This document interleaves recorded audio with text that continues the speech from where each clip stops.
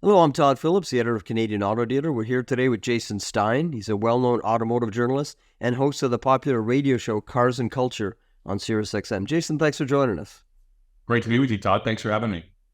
Well, we're here today, Jason, to talk about your appearance at the CADA Summit. I should say your return appearance. You've been there before and done a great job interviewing OEMs and adding some really valuable content. And again, this year, you're going to start with a segment to kick off the day that we call, or you call, Quick Takes, which is really putting some of the OEM leaders in the hot seat and kind of bombarding them with some questions. It's always entertaining. And so what do you have in store this year for those that show up? What can we expect? Yeah, Todd, we had a great time with this last year. It was sort of a surprise in the sense that it had a lot of popularity attached to it. It was meant to be a bit of an informal, hey, let's get together before the event really starts, kick it off, and just get some quick takes from the automaker executives. And what we found is that the crowd it just sort of kept building. It had a lot of momentum behind it. And I think one of the things that we want to hear in the quick take segment is, where do automakers think the year is going? Where is 24 going to land? We will talk a little bit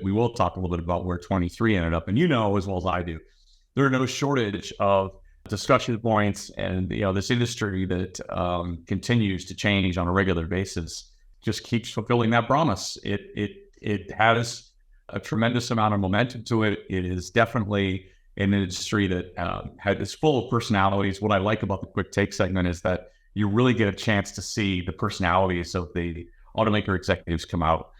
So if most have read Automotive News Canada or some other publication, right, and seen images and of these folks and maybe seen them in black and white, now you get to see them in person, and we get to banter back and forth about what's hot and what's not. Yeah, of course, they would also read Canadian Auto Dealer too, Jason, so I have to get a plug in for our publication. Absolutely, they would, yes. Both. So the one thing that was interesting about the quick takes too, it's unscripted. So in a sense, you're seeing, these OEM leaders without the benefit of a script or a PR managed sort of appearance where they're delivering, prepped remarks. And it's fairly brave of them to sit in front of a room full of dealers and, answer the questions. You're always, polite and respectful, but nonetheless, you know your stuff and you dig in. So that does offer a different side of them that we don't typically see if they step to the podium and deliver a prepared speech, right? Yeah, it's kind of fun because so much of their worlds are truly scripted. It's fairly controlled messaging. We've had a lot of fun in the past slinging some fastballs their way and just seeing how they respond to them. But I think what the crowd really appreciates is the candor and the humility, really, and the honesty about where some of these hot issues will land. And I believe that once you get to see that personality, once you get them on the hot seat, once we dive into some of the subjects that I know you and I are going to talk about, it's just fun to get that banter back and forth. In fact, last year, as you mentioned, it was meant to be an informal kickoff to the day while people were having their breakfast and milling around. There would be this little quiet discussion, but it turned out the room was filled. And in fact, this year is now part of the formal summit because we don't want people to miss it. Last year, it was sort of seating room only. The room was jammed. So that's been one change. The other part that you're participating in is the OEM panel. Now, in this case, it's not so much a quick take. You're going to be on the stage with three leading OEM leaders and doing a bit of a deeper dive. Now, I know it's a long way off. It's February. As a bit of a caveat, that things change and the topics might change. But overall, what are some of the things you're really hoping to learn this year and discuss with them on stage? Well, because you're writing it so much in Canadian Auto Dealer, it is EVs, it is inventory, it is logistics. I think what we're going to get a chance to really hear from executives on how they feel that the electrification push is rolling out. We talked a little bit about this at the early part of 23, but into 24 now, as product plans come to fruition, as those dozens and dozens of pure EVs hit the road, how do these OEM leaders feel about that transition? Is it one foot in the internal combustion world and one foot in the EV world? And how do you maintain that? How do you, it's such a dynamic time, most pivotal time, I believe, in the 25 years that I've been a part of it.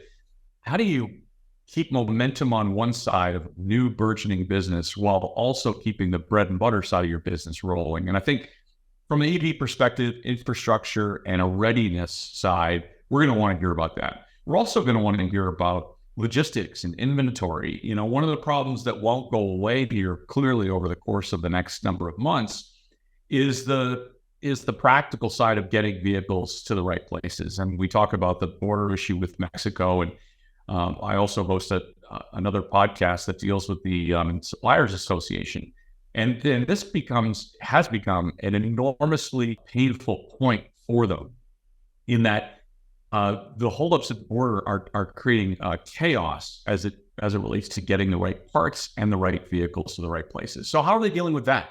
And related, how are they dealing with just a lack of inventory? Because you still hear the dealers, depending on who you talk to, things have either improved or really stayed the same since COVID. So how are we going to get around those challenges? And I would say, just lastly, there's been a real call for labor and the right kind of labor at all levels. I think Don Armano talked about this earlier this year.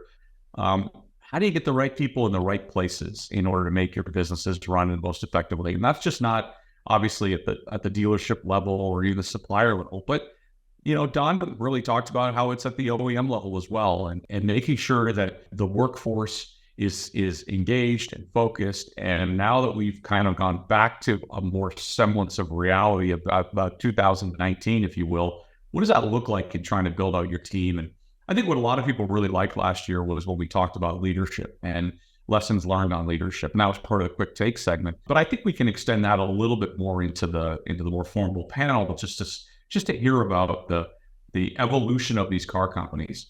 You've got to have experts in there now that are just as technologically savvy about product as they are in any other area of the business. So that's an important point. We're going to hit on some of those and take a deeper dive on OEM subjects and issues. Of course, we're going to talk about dealers, something that you write about all the time, and we'll also have some fun with it. What I like so much about this event is that the executives that we have on stage, whether it's in the quick takes or the deeper dive one-on-ones, they really have a passion for the industry, but they also are willing to let their guard down a little bit, and that's good to see.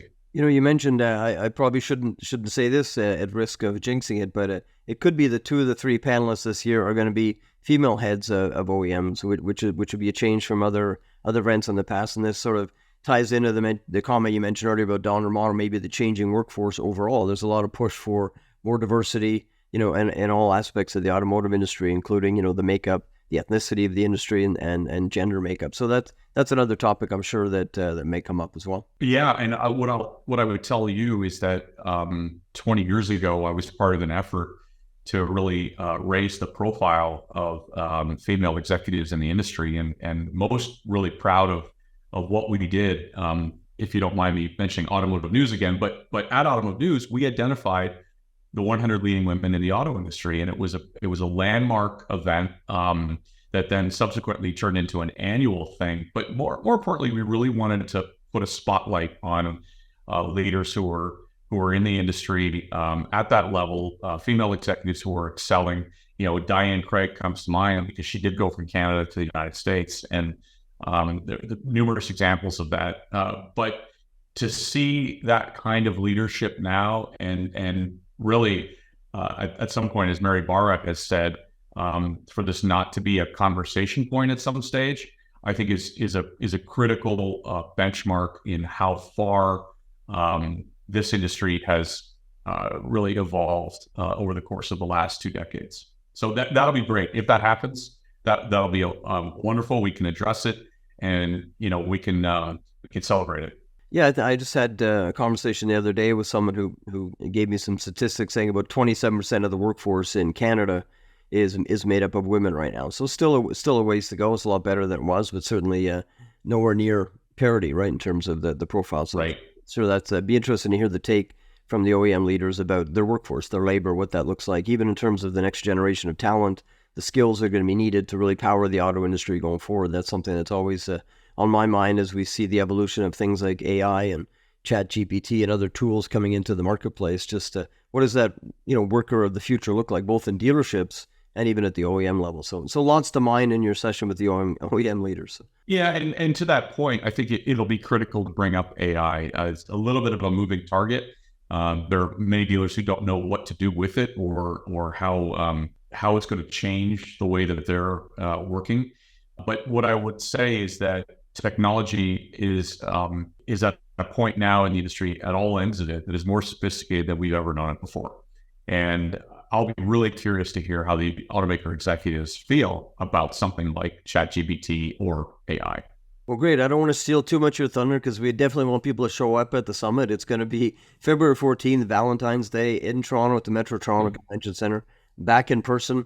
Starts bright and early and kicks off with your quick takes. And the OEM panel, I think, is around in the middle of the afternoon at some point when you'd be center stage. So I appreciate the chat, giving us a bit of insight on what to expect. And look forward to seeing you at the summit. Thought it'd be great. Thank you so much. It's a pleasure to explain what we're going to do. And get there early because, as we know, the room fills up fast. Awesome. Good stuff. Thanks, Jason.